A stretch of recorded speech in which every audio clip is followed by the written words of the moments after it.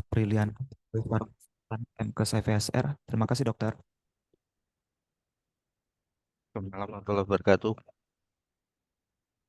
Baik dokter, waktu sudah menunjukkan pukul 8:29 dokter. Mohon izin apakah boleh dimulai dokter untuk kuliah divisi paru kerja? Ya, ya kita mulai aja. Baik dokter, terima kasih dokter.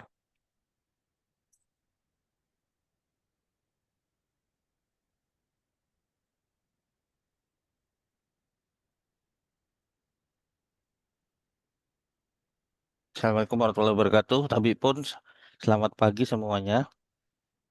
Pada pagi hari ini kita akan kuliah atau brainstorming aja ya sebenarnya tentang polusi udara. Seperti kita ketahui bahwa Lampung merupakan wilayah agroindustri yang cukup luas dibanding di daerah lain di Indonesia. Bahkan salah satu perusahaannya, yaitu yang bergerak di bidang tebu, mempunyai luas pertanian yang lebih luas dari negara Singapura, yaitu sebesar 74.000 hektar. Sedangkan wilayah Singapura itu hanya 72.000 hektar. Apakah mungkin dengan agroindustri itu bisa membuat polusi udara sejauh ini? Kalau kita ingin bicara ilmu kedokteran itu sama dengan ilmu pasti. Jadi nggak bisa satu tambah satu sama dengan empat atau dua tambah dua sama dengan lima. Jadi semua harus berdasarkan bukti ilmiah dan ada datanya. Selama ini memang belum banyak data yang bisa kita ambil sebagai dasar ilmiah atau penelitian di bidang agroindustri. Sejak adanya prodi spesialis paru, insya Allah mungkin nanti banyak data-data yang tadinya tidak ada menjadi ada. Salah satunya ya data ini. Sudah kelihatan belum sih screen-nya? Izin dokter sudah terlihat namun masih di judul dokter. Oh ya, jadi sebagai eh, pendahuluan bahwa polusi udara itu bisa terjadi di dalam maupun di luar dari lingkungan. Seperti yang tadi saya sampaikan, bahwa banyak penelitian sebelumnya kalau kita merujuk di tahun 2010 di Indonesia itu ada namanya Rikesda. Rikesda itu riset tentang kesehatan dasar. Tapi sejak 2010 Rikesda itu tidak ada lagi datanya, sudah diambil ke kalau tidak salah ke Biro Statistik. Jadi yang membuat itu Biro Statistik. Kalau kita dulu ingin mengadakan penelitian di kedokteran itu sangat mudah, tinggal mencari saja di perpustakaan tentang Rikesda yang diadakan tahun sebelumnya. Misalnya kalau kita penelitian di 2011 kita ingin mencari, kita tinggal melihat Rikesda aja atau eh, riset-riset yang sesuai dengan penelitian yang akan kita lakukan. Tapi setelah 2010 dan akhir-akhir ini malah semakin sulit kita mencari riset-riset dasar karena dokter Indonesia sudah sibuknya sekarang ini mengisi SKP di satu sehat malahan ya. Jadi jarang sekali kita menemukan orang yang ingin meneliti. Kembali lagi, jadi polusi udara itu bisa terjadi di dalam maupun di luar lingkungan, baik itu secara zat kimia maupun secara biologi atau aktivitas yang menimbulkan dari timbulnya polutan-polutan tersebut. Kalau kita lihat PP nomor 41 tahun 1991, definisi dari pencemaran udara adalah masuk atau dimasukkannya zat atau energi dari komponen lain ke dalam udara oleh kegiatan manusia, sehingga mutu udara turun sampai ke tingkat tertentu yang menyebabkan secara ambien tidak dapat memenuhi fungsinya. Itu kalau menurut PP 41 tahun 1999. Kalau kita lihat dari definisi dari Prof. Agus yang saya ambil, jadi hampir mirip definisinya bahwa polusi udara itu merupakan kompleks. Bisa dia berupa gas, partikel, atau hasil source dari kegiatan yang berlangsung terus-menerus. Jadi polusi udara bisa didapat dari indoor, outdoor, maupun di tempat kerja. Di dalam ruangan bisa saja polusi dari rekan kerja atau orang-orang yang merokok atau juga dari hasil pembakaran bisa. Kalau di luar negeri itu memakai kayu bakar untuk memanaskan tubuh itu juga bisa gitu kita masukkan ke indoor atau masaknya masih memakai kayu bakar itu juga kita masukkan ke polusi-polusi indoor. Bagaimana polusi dengan outdoor? Polusi-polusi outdoor yang kita sering dengar adalah sisa-sisa dari pembuangan kendaraan bermotor, baik kendaraan bermotor mesin bensin maupun mesin diesel. Kemudian debu. Kemudian di tempat kerja yang paling kita sering dengar adalah eh, gas-gas kimia, baik itu dia sudah memenuhi kriteria penggunaannya maupun tidak memenuhi kriteria penggunaannya. Kalau kita lihat secara garis besar, zat-zat yang paling berperan dalam mengotori udara atau berpotensi untuk menjadi polutan itu hanya beberapa saja, seperti yang ada di slide ini ya. Jadi tinggal dibaca aja. Misalnya adalah sulfur dioksida, karbon monoksida, nitrat oksid, benzen ini paling banyak di kendaraan bermotor. Kemudian ada merkuri, ada air raksa, kemudian zat-zat yang inorganik yang paling banyak seperti karbon dan lain-lain. Bagaimana organik karbon juga bisa menyebabkan tadi polutan, salah satunya penggunaan kayu bakar. Jadi secara umum polusi udara itu disebabkan oleh dua zat, yaitu zat yang primer yang menyebabkan langsung ke polusi dan sekunder polutan yang harus ada bantuan atau ada faktor pencetus lain yang akan mengubah dari bahan yang tadinya tidak berbahaya menjadi berbahaya. Contohnya adalah ozon. Kalau ozon dipengaruhi dengan sinar UV, dia akan mempengaruhi kesehatan tubuh manusia. Secara umum kita bagi beberapa polutan yang bersifat emisinya yang sangat tinggi. Kita bisa lihat secara alami, yaitu dari Gunung Merapi, letusan Gunung Merapi, kemudian kebakaran hutan yang paling sering terjadi di Sumatera dan Kalimantan,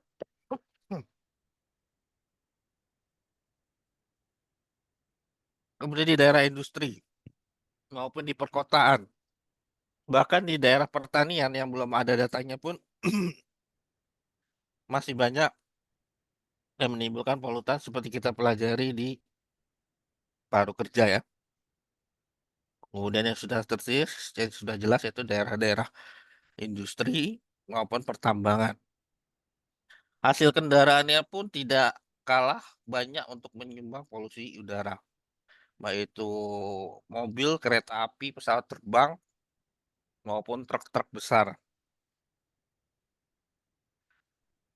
Bagaimana sebenarnya yang terjadi di tubuh manusia kita bisa membagi menjadi dua ya.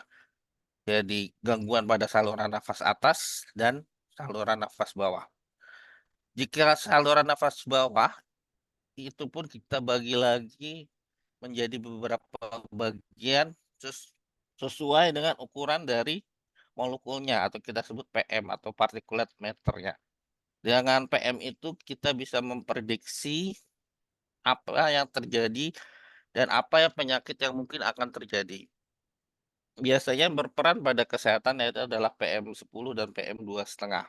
Semakin dia kecil molekulnya, dia semakin masuk ke dalam saluran pernapasan yang terkecil, bahkan sampai alveol pun bisa terjadi penyerapan. Ini bisa kita baca nanti.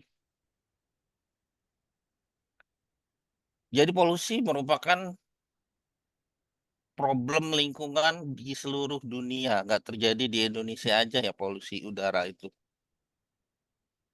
Dan merupakan ternyata penyebab kematiannya cukup banyak.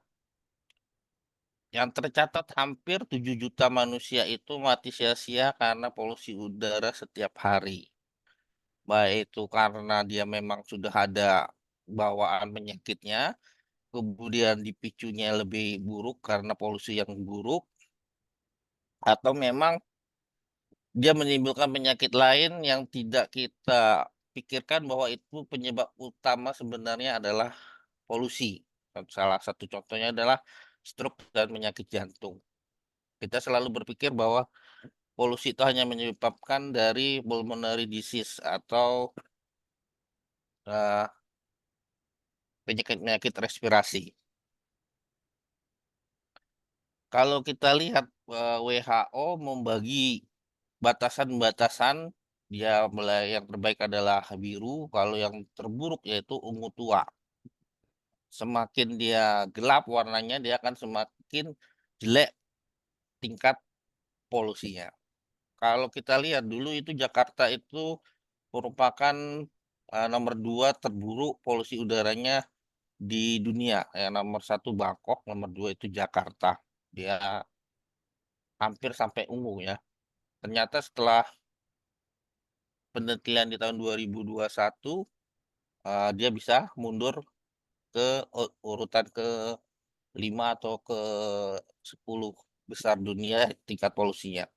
Kalau kita lihat secara global, ternyata Indonesia masih dalam batas yang nomor 2, yaitu masih kuning tua. Kalau secara global kita lihat, wah masih bagus rupanya. Tapi kalau kita lihat secara daerah, ada beberapa daerah yang tadi saya sebutkan, seperti Jakarta, Bandung, Semarang, Surabaya, Makassar, Palembang. Nah, itu ungu ya, Palembang tuh ungu malah. Daerah yang terdekat dengan kita, dia cukup jelek jadi ungu. Kemudian di tahun 2021 sudah mulai mengadakan perbaikan, dia merah. Sedangkan Jakarta masih lumayan perbaikan sehingga dia turun. Yang tadinya di jelek, dia turun lumayan ke angka kelima dunia. Bagaimana polusi udara dan kesehatan dari paru-paru kita? Kita sudah ketemu sumber polusinya, kemudian sumber polusi itu menimbulkan emisi. Emisi itu akan menghasilkan secara terus-menerus kondisi yang menyebabkan lingkungan terganggu yang berkonsentrat. Nah, konsentrat yang mengganggu kesehatan ini kemudian akan terekspos atau akan masuk ke dalam tubuh manusia yang lambat laun akan menimbulkan lethal dose atau dosis yang menyebabkan gangguan kesehatan. Jadi tidak secara langsung bahwa polusi udara itu menyebabkan gangguan kesehatan di tubuh manusia. Jadi butuh waktu karena sesuai zatnya maka sesuai dosis-dosis yang akan menimbulkan suatu penyakit. Kalau kita lihat secara umum, nomor 1 sudah jelas paru, organ paru yang paling utama karena merupakan port di entry dari polutan. Setelah paru, organ yang paling terganggu adalah sistem dari saraf kita atau otak. Karena otak merupakan organ yang paling banyak mengisap udara dari seluruh organ yang ada di tubuh. Setelah paru, yang paling banyak menggunakan oksigen adalah otak. Jadi sasaran berikutnya dari efek dari polutan tersebut adalah gangguan di otak. Salah satunya paling sering terjadi adalah gangguan stroke. yang bisa disebabkan karena vasokonstriksi, hipertensi, sedak, serta gangguan oksidatif atau stres oksidatif lainnya. Kemudian oksigen yang sudah tercemar itu terbawa oleh darah. Nah, darah itu dipompakan oleh jantung, maka organ yang kedua yang terkena setelah otak adalah biasanya adalah organ kardiovaskuler atau jantungnya yang terkena. Itu bisa menimbulkan inflamasi di saluran pembuluh darahnya, lama-lama terjadi plak, penyempitan, akhirnya terjadi infak, dan lain-lain. Kalau kita bagi seperti piramida,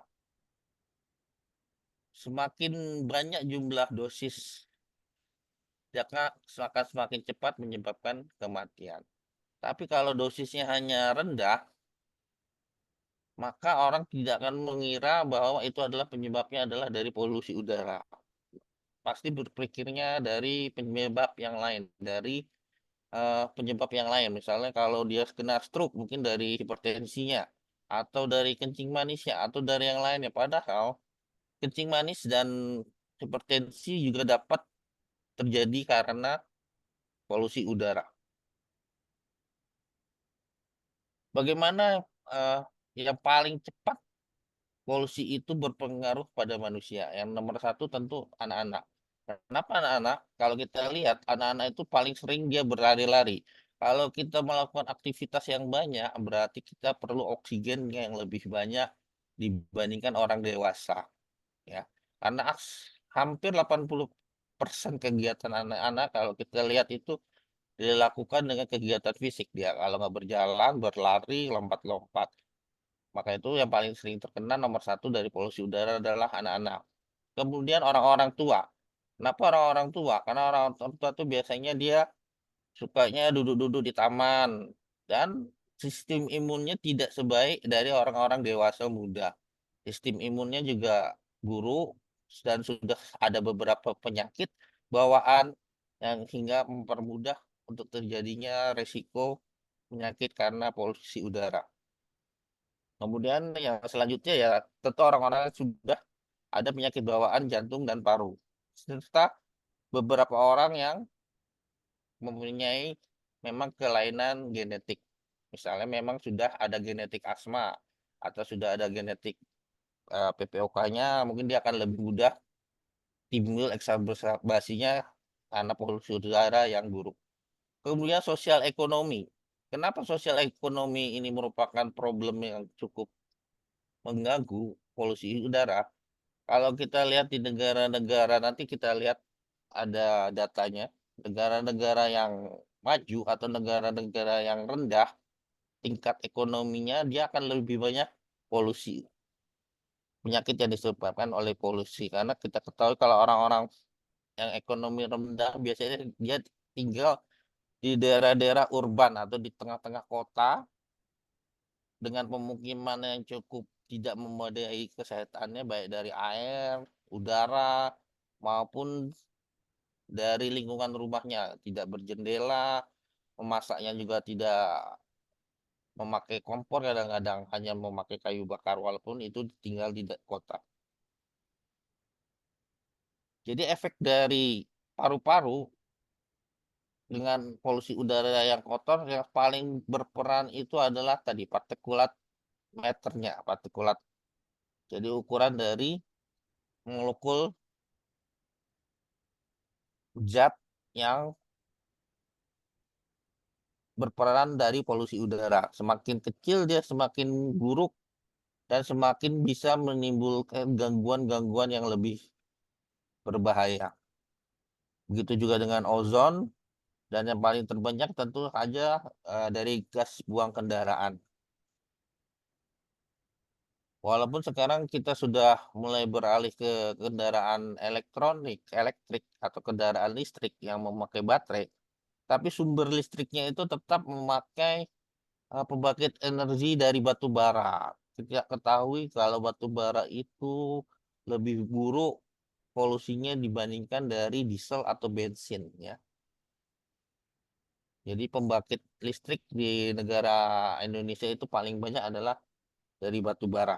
Sedangkan di negara lain batu bara itu sudah tidak dipakai lagi karena menimbulkan efek yang jelek ke tubuh manusia. Ini saya adopsi dari penelitian Kuneli dan kawan-kawan. Jadi ada beberapa penyakit yang berhubungan dengan paru-paru dan efeknya. Ini bisa dibaca saja nanti sebagai tambahan pengetahuan kita. Kemudian penelitian efek PM2,5 di Asia. Kenapa Australia ikut? Karena sponsor utamanya tadinya Australia itu ingin menyelidiki efek PM setengah di negara-negara Commonwealth atau negara-negara eh, bekas jajahan Inggris ya, Commonwealth. Ternyata negara-negara lain juga ingin ikut mengadakan ikut penelitian ini. Akhirnya terjadilah penelitian yang cukup besar, termasuk Prof. Agus juga ikut ya di sini penelitian dengan PM2,5. Ternyata yang paling buruk memang negara-negara yang tadi banyak penduduk miskinnya. Dan maka itu nomor satu adalah India, kemudian Bangladesh, Indonesia juga urutan ke 5 kalau nggak salah dibanding negara-negara yang lain. Hasil penelitian itu efek dari polusi udara PM2,5. Dari 7 juta manusia yang meninggal sia-sia karena polusi udara itu, ternyata kalau kita lihat secara garis besar penyakit apa aja yang terkena, 21% itu terkena penyakit infeksi paru-paru. Kemudian 20% adalah dari gangguan eh, saraf, yaitu sebanyak 20%. Kemudian paling banyak kalau kita lihat adalah gangguan pada kardiovaskuler. Kemudian gangguan karena obstruksi atau restriktif itu sebanyak 19%. Kemudian 7% kanker paru atau lung cancer. Kalau kita lihat pembagiannya seperti ini, maka paru sepertinya kecil. Tapi kalau kita jumlah, ternyata paru organ yang paling banyak menyebabkan kematian, yaitu sebanyak 47%. Kita lihat beberapa faktor kematian di Indonesia dari penelitian tahun 2019. Ini berdasarkan data ya. Yang nomor satu tetap saja gangguan vaskuler yang nomor satu penyebab kematiannya. Kemudian eh, diabetes mellitus, kemudian merokok, dan polusi di tempat kelima. Jadi hampir sama penelitian yang lain-lain pun rata-rata memang polusi penyebab kematian kelima di Indonesia. Ini cukup banyak sebenarnya. Ini ini saya menjadi pertanyaan saya data ini sebenarnya apa yang dimasukkan ke penyakit ini kan? Sebenarnya kan gangguan vaskuler atau high blood pressure ini atau darah tinggi bisa juga disebabkan oleh polusi. Tapi ini nggak dijelaskan ini penyebab atau penyakit-penyakit apa aja yang masuk ke dalam air pollution ini.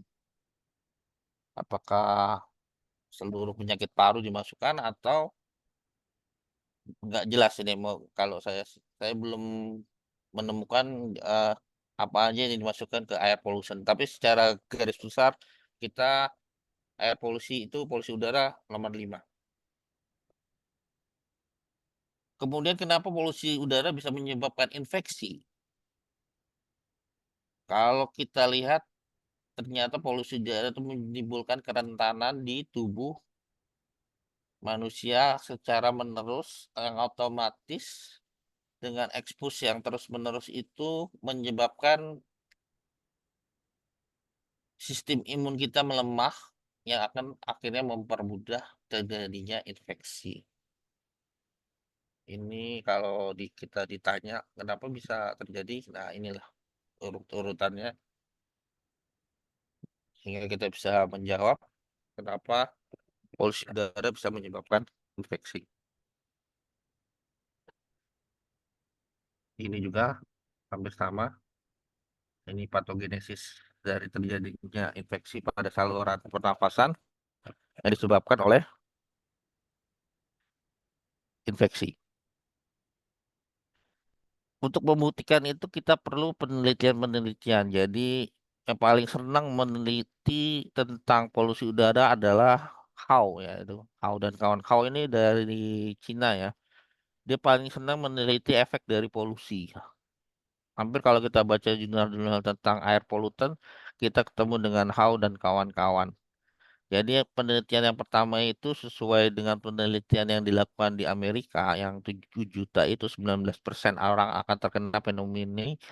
Dia akhirnya mencoba mencari data di Cina. Ternyata memang benar paling banyak itu terjadinya pneumonia. Sedangkan kalau di Cina terjadi paling banyak itu di penyebab adalah mikoplasma.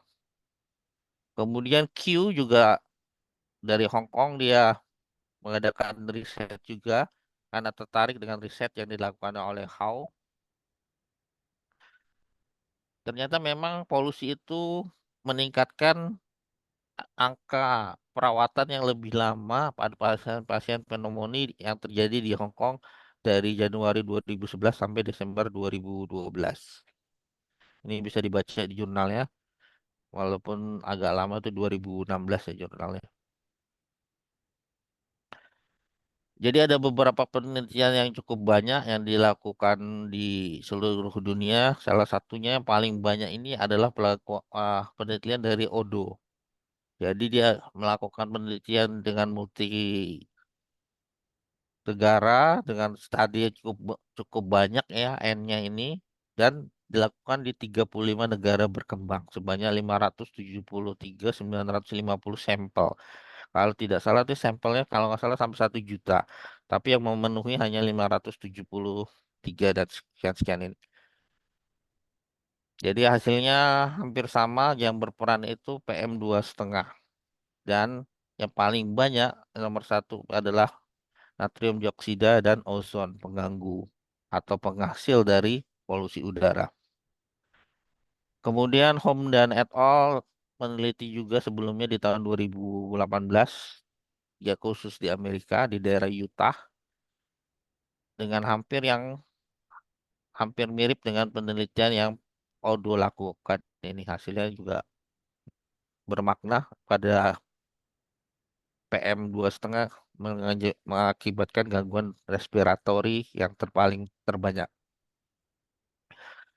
Kemudian di Indonesia atau di Jakarta, tepatnya di FKUI juga melakukan studi nafas di tahun 2022, yaitu dilakukan penelitian outdoor dengan PM2,5 dilakukan di Jabotabek.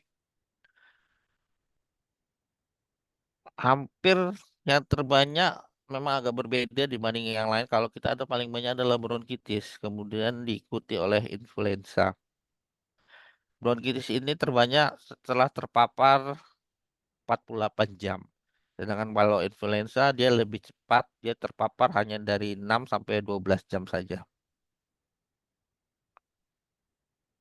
Bagaimana dengan infeksi yang lain? Ternyata infeksi TB pun bisa dipicu oleh polusi udara. Penelitian dari Lin dan kawan-kawan di tahun 2019 ternyata TB juga bisa terpicu oleh tingginya polusi udara. Semakin tinggi polusi udara di suatu daerah, maka semakin banyak pula pengidap TB.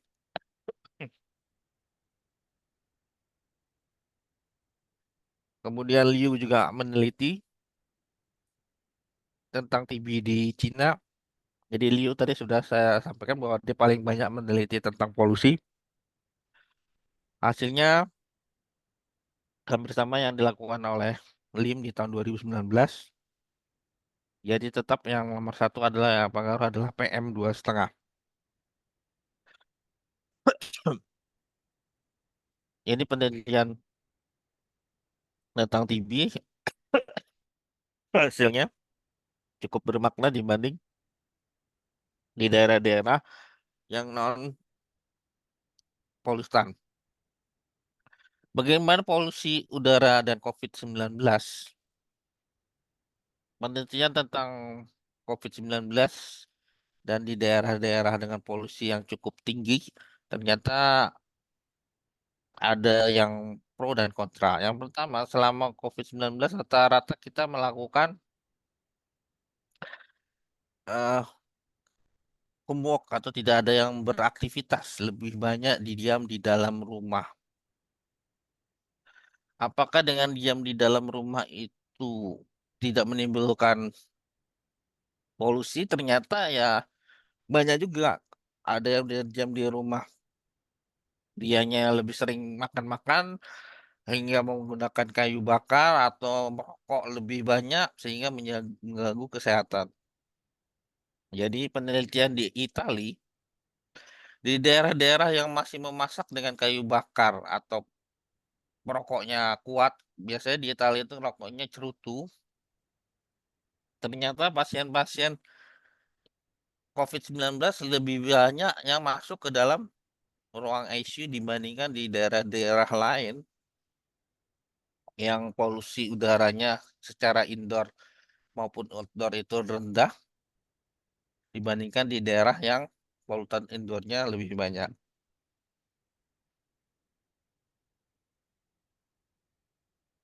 Bagaimana di daerah industri? Memang belum ada penelitian sejauh ini di daerah-daerah industri atau di tempat-tempat industri terjadi COVID lebih banyak. Tapi kalau dari beberapa pengamatan saya waktu COVID-19 pada daerah-daerah yang ada pabrik gulanya, karena pada saat itu kalau nggak salah masih musim giling ya dari Agustus sampai Februari itu masih musim giling di awal-awal musim giling. Jadi pabrik masih beroperasi. Nah, pasien-pasien yang terbanyak di awal-awal itu adalah pekerja-pekerja dari pabrik-pabrik gula ini. Tapi karena pabrik gula ini sistemnya tertutup sehingga tidak terekspos keluar. Jadi kalau kita ingin mengadakan penelitian, mungkin kita bisa menarik data dari kejadian-kejadian COVID di Lampung ini ya, dengan kita meneliti pasien-pasien di rumah sakit jejaring dari perusahaan-perusahaan tersebut, kita bisa meneliti, kita bandingkan dengan daerah-daerah yang memang tidak ada pabriknya atau polutannya lebih rendah.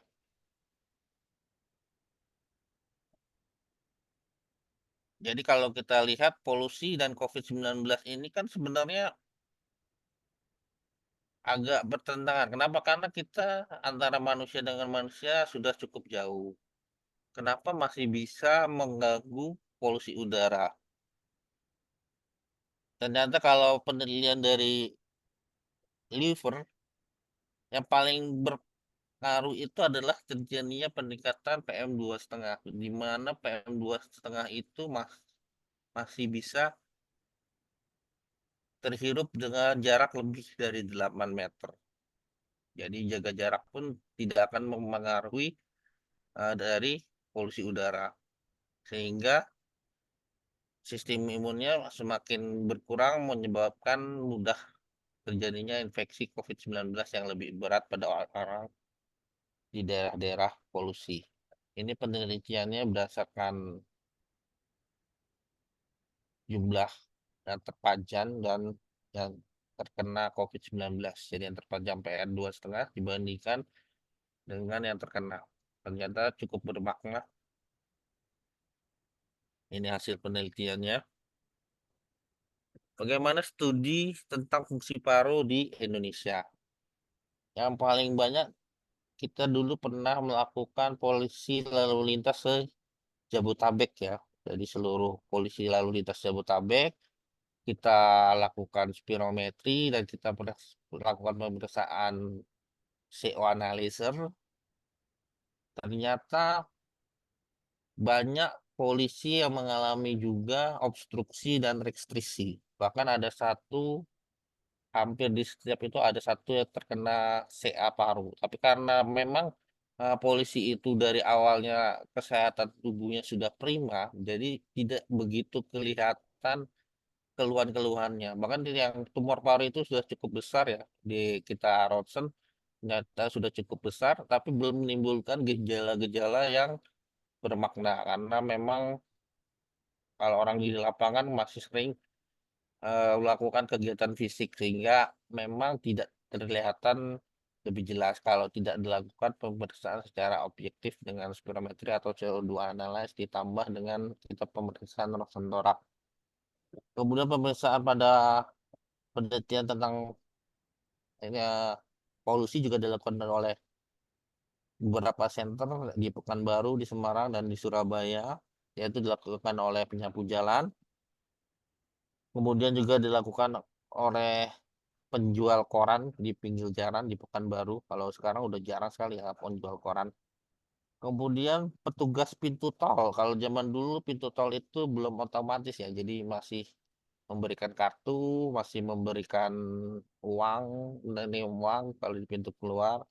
Nah, itu diteliti bagaimana dengan Jakarta yang segitu ramai polusinya, hasilnya bagaimana. Hasilnya dari penelitian pada petugas pengisian bahan bakar umum di SPBU di Jakarta di tahun 2018, ternyata sebanyak 42,3% itu terjadi gangguan fungsi paru atau abnormal. Ya, padahal petugas ini sudah dilengkapi dengan kadang-kadang memakai masker, kadang-kadang tidak. Kan harusnya memang sudah memakai masker semua. Itu pun baru kita melakukan spirometri. Ada sejawat lain kalau nggak salah dia memeriksa urin untuk memeriksa kadar dari PB-nya. Jadi dari Indonesia Riset di Pekanbaru yang terjadi pada pemeriksaan ini lumayan cukup bermakna dengan gangguan paru-parunya dan gangguan dari jantungnya ya dengan median 14,61 pasien orang ya kena ya. Kemudian yang paling sering kita dengar adalah PPOK dan polusi udara. Jadi PPOK dan polusi udara itu paling sering yang kita sampaikan ke pasien atau ke orang-orang karena penelitiannya memang secara logika maupun secara empiris memang lebih mudah untuk terjadinya PPOK dibanding tadi penyakit-penyakit yang sudah disampaikan di atas. Ini penelitian-penelitiannya sudah cukup banyak tentang PPOK termasuk di Indonesia itu sendiri. Bagaimana terjadinya PPOK dan polusi udara baik secara indoor maupun secara outdoor. Juga ada beberapa penelitian yang dilakukan di FKUI. Ini bisa menjadi acuan supaya mendorong PPDS Unila untuk penelitian-penelitian yang belum ada riset dasarnya. Penelitian-penelitian ini nggak terlalu sulit dan tidak memerlukan dana yang banyak ya. Kalau kita memeriksa protein-protein atau yang lain yang di lab itu mungkin lebih banyak dibandingkan dengan yang di lapangan. Ini kesimpulan-kesimpulan yang tadi disampaikan dari penelitian-penelitian ya. Jadi paling banyak umur 9 sampai 18 tahun. Kalau di Amerika, di California, di daerah-daerah yang polutannya tinggi. Bagaimana dengan di Jakarta? Di Jakarta juga sudah dilakukan penelitian menderita asma umur berapa yang paling terbanyak. Kemudian ini asma yang pada sapu, tukang sapu. Penelitian di Indonesia ternyata cukup tinggi dibanding di India dan di Denmark. Padahal India sendiri tahu sendiri, negaranya lebih jorok dibanding dengan Indonesia ya. Ini juga penelitian yang berhubungan dengan polusi udara bisa dilihat mungkin sebagai masukan supaya kita lebih tertarik untuk meneliti. Ini studi nafas ini yang paling banyak bisa dibaca, cari aja dibaca banyak. Kemudian yang berikutnya adalah polusi udara dan kanker paru. Sudah jelas, kita tinggal baca aja lah banyak penelitian-penelitian. Ini patogenesisnya, juga penelitian di Jakarta. Jadi sebagai kesimpulan, polusi udara itu merupakan problem lingkungan di seluruh dunia yang menyebabkan penyakit dan kematian, terutama kematian dari penyakit-penyakit respiratori.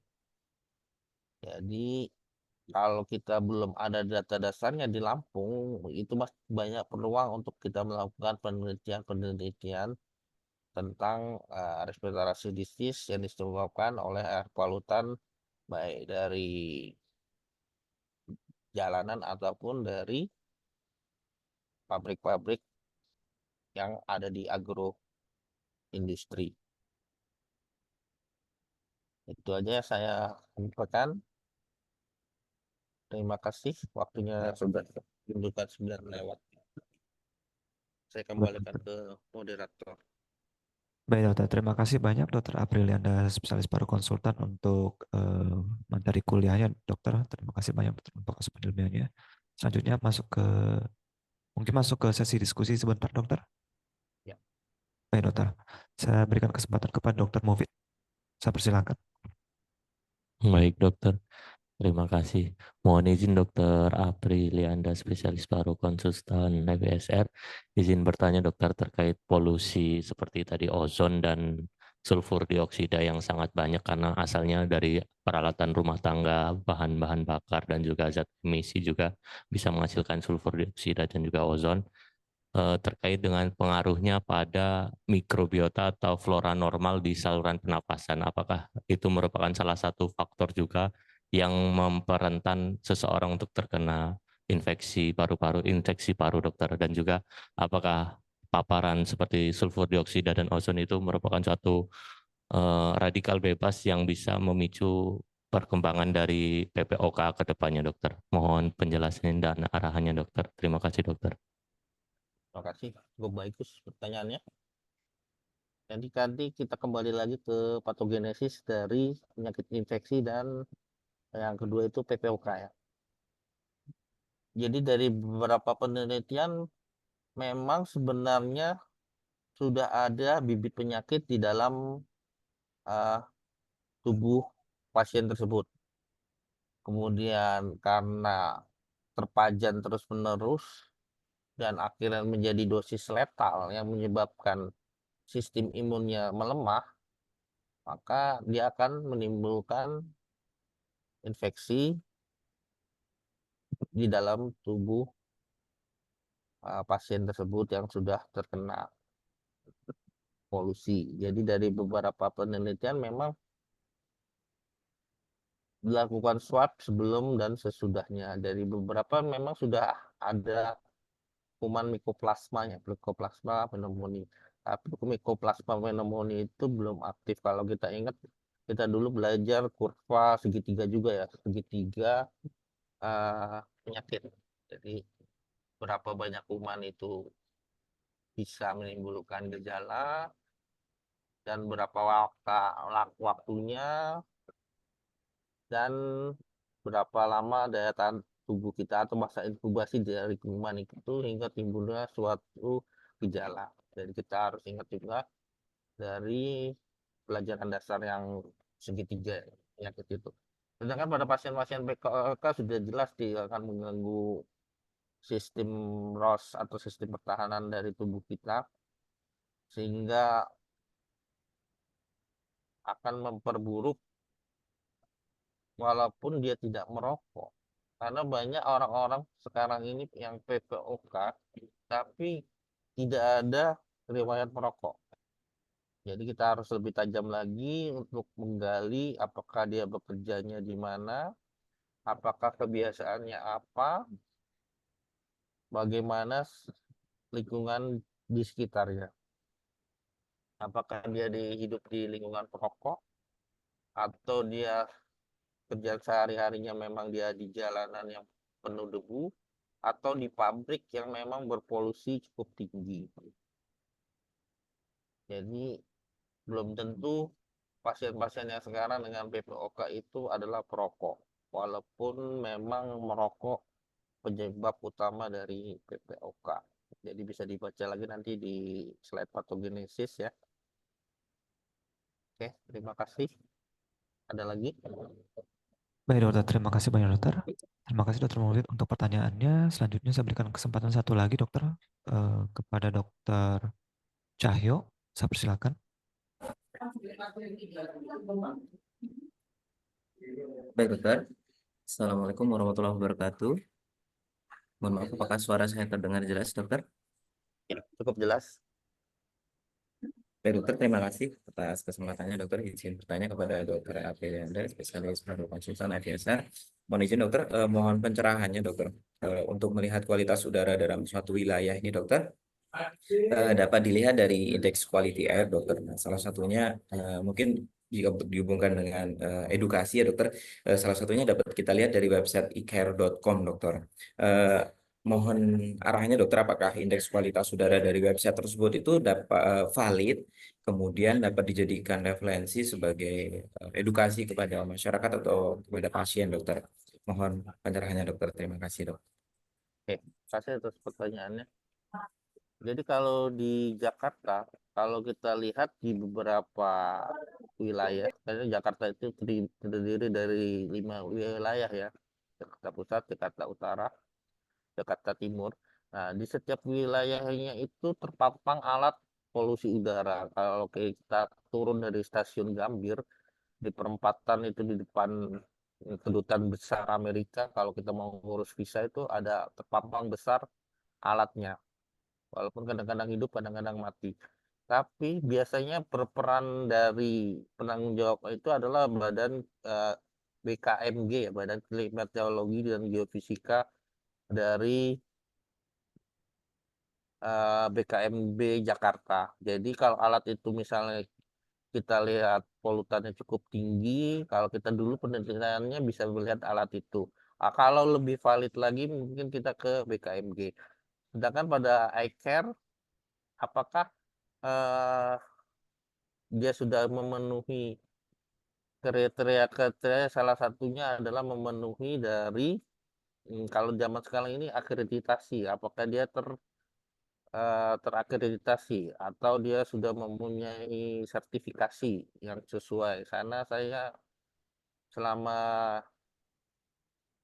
ini belum udah lama nggak meneliti tentang kualitas udara ya dokter Cahyo. Mungkin dokter Cahyo bisa lebih mencari lagi tahu bahwa iCare itu ada sertifikasi ya nggak, misalnya kalau ada sertifikasi ISO 9001 atau 9002 itu bisa kita pakai sebagai data dasar di luar BKMG yang kita pakai biasanya untuk penelitian. Itu aja yang saya tambahkan. Terima kasih. Baik dokter, terima kasih banyak dokter Cahyo untuk pertanyaannya. Mungkin izin dokter, mungkin dicukupkan sekian dokter untuk kuliahnya. Ya. Izin merangkum sedikit dokter. Jadi polusi udara ini memiliki dampak signifikan terhadap kesehatan paru dan dapat memperburuk berbagai penyakit pernapasan termasuk asma, penyakit paru obstruktif kronik dan kanker paru. Kita tahu juga bahwa paparan jangka panjang terhadap polusi udara ini terutama polutan seperti partikel halus PM2,5, PM dan PM10 itu meter, kemudian nitrogen dioksida dan ozon juga dapat meningkatkan risiko pengembangan penyakit saluran pernapasan termasuk asma dan PPOK, dan juga selain dari sistem pernapasan juga dapat mempengaruhi penyakit pada sistem saraf dan juga sistem kardiovaskuler. Baik dokter, demikianlah kegiatan ilmiah pada pagi hari ini dokter. Terima kasih banyak dokter untuk asupan ilmiahnya kepada dokter Aprilianda, spesialis paru konsultan MKes FSR untuk kuliah pada pagi hari ini tentang polusi udara terhadap penyakit saluran pernapasan. Terima kasih banyak dokter. Kami cukupkan sekian. Saya sebagai moderator mohon undur diri. Saya mohon maaf apabila ada kata dan perilaku yang kurang berkenan. Wassalamualaikum warahmatullahi wabarakatuh. Terima kasih dokter. Terima kasih. Izin live. Baik dokter, terima kasih dokter.